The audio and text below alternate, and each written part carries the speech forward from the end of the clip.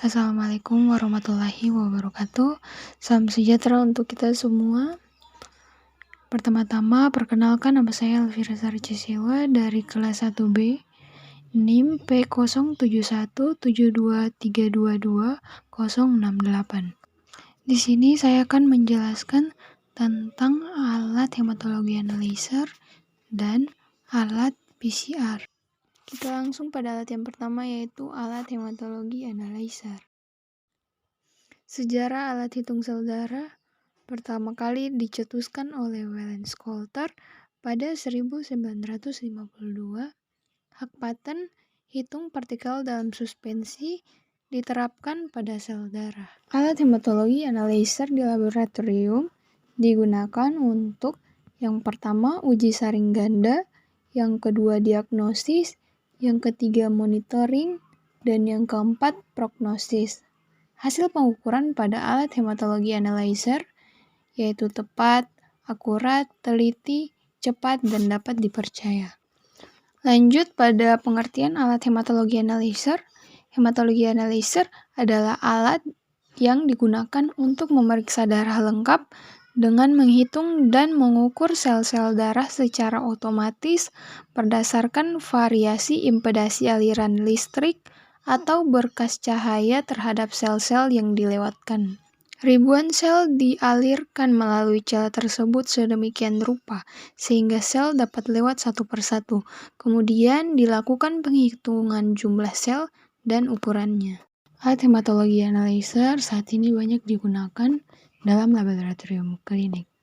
Parameter pemeriksaan pada alat hematologi analyzer juga terdapat 18 parameter sampai dengan 24 parameter. Parameter diperiksa dengan teknik measurement atau pemeriksaan dan calculated atau perhitungan. Reagen yang dipakai yaitu lyse atau penghancur sel, yang kedua diluent atau pengencer, yang ketiga rinse pencuci atau pembilas. Transfuder atau chamber adalah tempat melewatkan sel atau flow cell dan mengukur sel serta mengukur hemoglobin. Untuk jenis alat hematologi analyzer, yang pertama ada electrolyte impedance, merupakan generasi pertama.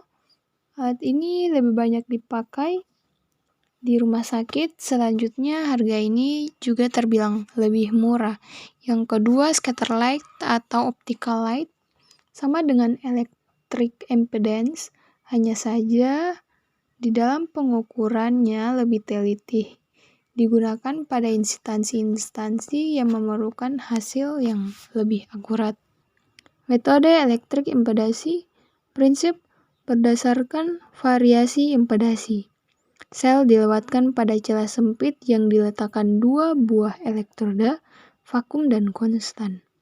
Dialiri listrik kontinu, terjadilah resistensi listrik kedua elektroda.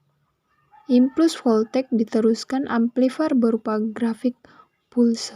Prinsip impedasi listrik berdasarkan pada variasi impedasi yang dihasilkan oleh sel-sel darah di dalam mikroaptor atau celah chamber mikro, yang mana sampel darah yang diencerkan dengan elektrolit diluent atau SYS diol akan melalui mikroaptor yang dipasangi dua elektroda pada dua sisinya, sisi vakum dan konstan, yang pada masing-masing arus listrik berjalan secara kontinu.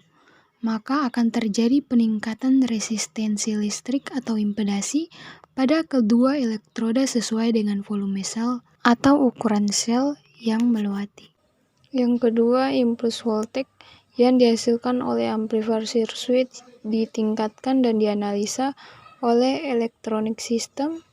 Lalu hemoglobin diukur dengan melisiskan red blood cells dengan size lyse membentuk met hemoglobin atau cyan met hemoglobin dan diukur secara spektrofotometri pada panjang gelombang 550 nanometer pada chamber.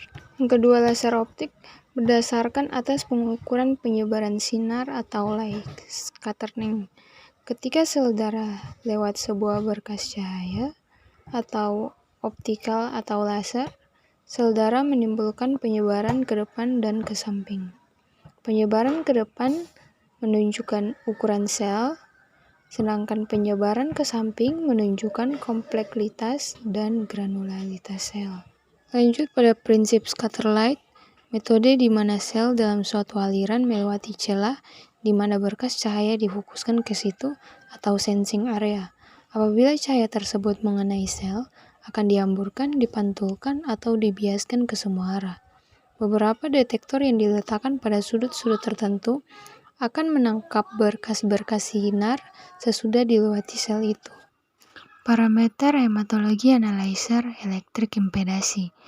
Pada prinsipnya terdapat 18 parameter pemeriksaan di hampir semua alat jenis elektrik impedasi, yaitu WBC atau White Blood Count, RBC atau Red Blood Count, HGB hemoglobin, PLT atau platelet, HCT atau hematokrit, MCH mean corpuscular hemoglobin, MCV mean cell volume, MCHC mean corpuscular hemoglobin concentration, RDW red cell distribution weight, MPV mean platelet volume, PDW platelet distribution weight, LYMP lymphocyte number, granulocyte number, MID middle number, PCT platelet grade. Berikut adalah cara kerja alat hematologi analyzer.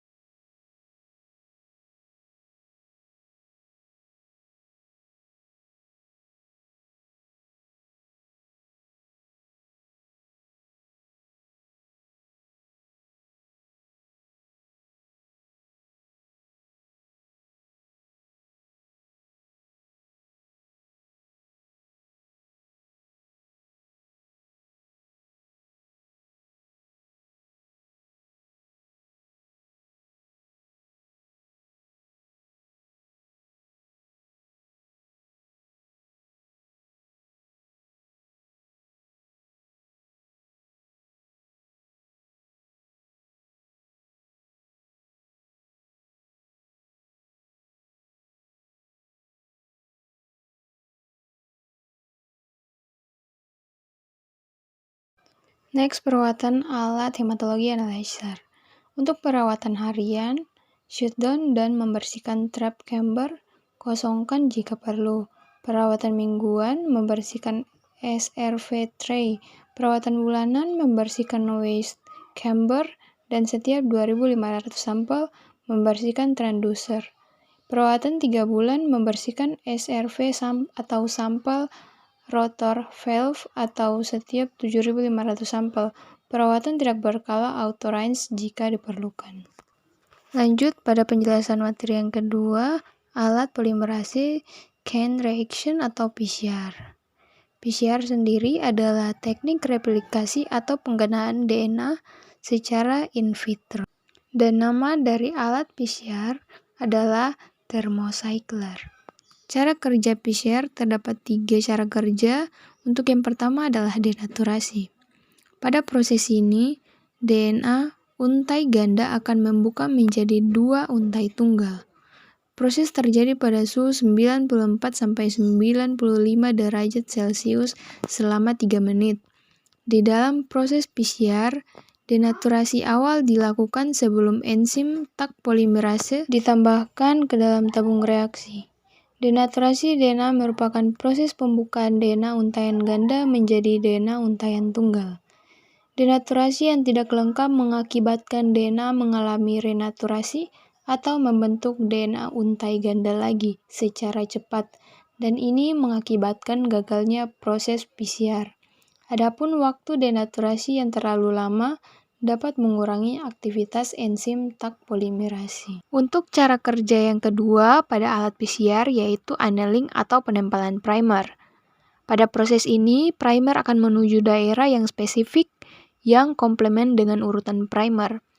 Proses terjadi pada suhu 50-60 derajat Celcius selama 30-45 detik.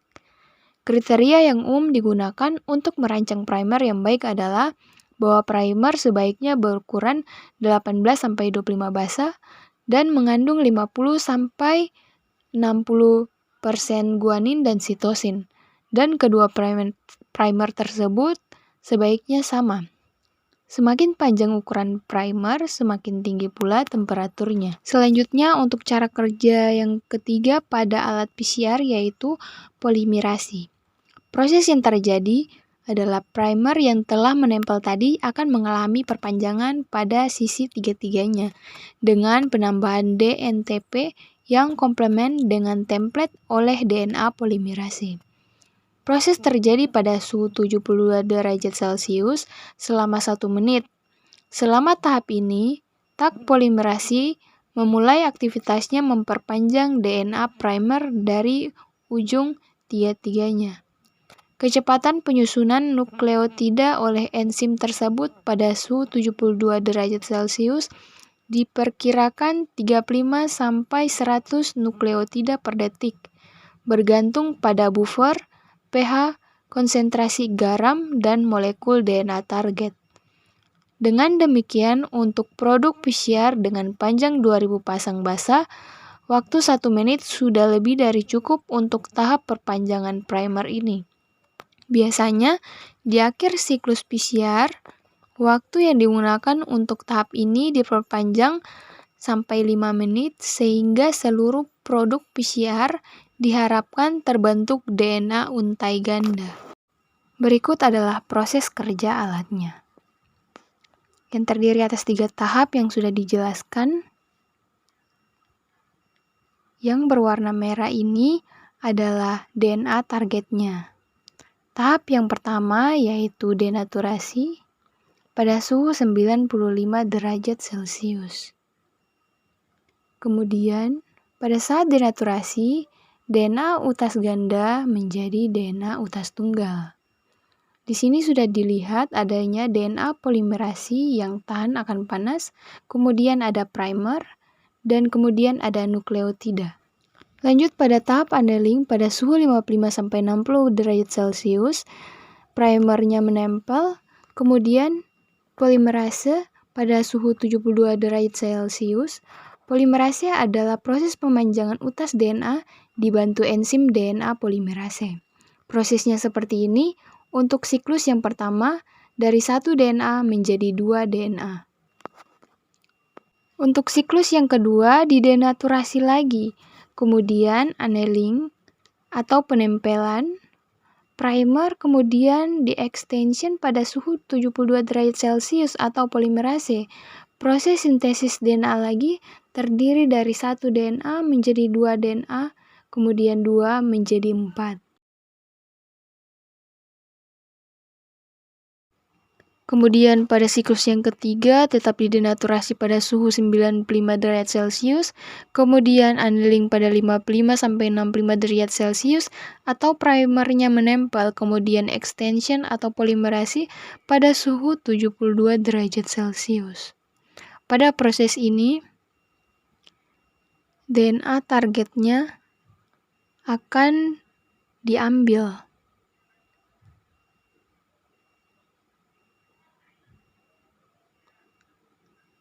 Yaitu 4 siklus mendapat 8 DNA target. Kemudian, seiring berjalannya dan bertambahnya siklus DNA, DNA-nya akan bertambah banyak. Jadi bisa diperkirakan dalam 4 jam bisa menghasilkan 1 miliar DNA molekul dari 1 buah DNA. Begitulah proses dari alat PCR ini. Lanjut untuk manfaat PCR, yaitu yang pertama isolasi gen, yang kedua DNA sequencing, yang ketiga identifikasi forensik, yang keempat diagnosis penyakit, yang kelima deteksi kanker.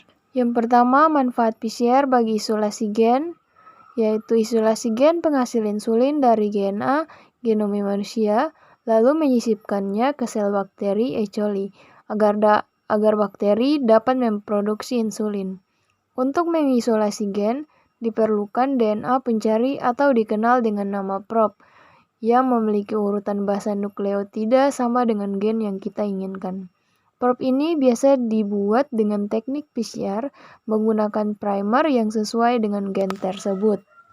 Yang kedua, manfaat PCR bagi DNA sequencing. Urutan basa suatu DNA dapat ditentukan dengan teknik DNA sequencing. Metode yang umum digunakan saat ini adalah metode Sanger, yang sudah dimodifikasi menggunakan dideoksiterminator. Proses awal adalah reaksi PCR dengan reaksi yang agak berbeda, yaitu hanya menggunakan satu primer, atau PCR biasanya menggunakan dua primer, dan adanya tambahan dideoksinukleotida yang diflabel fluorescent.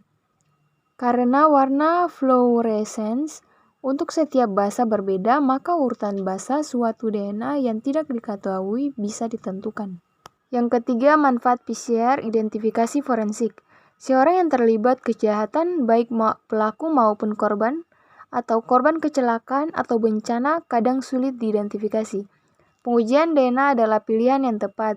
DNA dapat diambil dari bagian tubuh manapun, kemudian dilakukan analisa PCR untuk mengamplifikasi bagian-bagian tertentu DNA yang disebut fingerprints alias DNA sidik jari. Hasilnya dibandingkan dengan DNA sidik jari keluarganya yang memiliki pertalian darah, misalnya ibu atau bapak kandung. Yang keempat, manfaat PCR bagi diagnosis penyakit.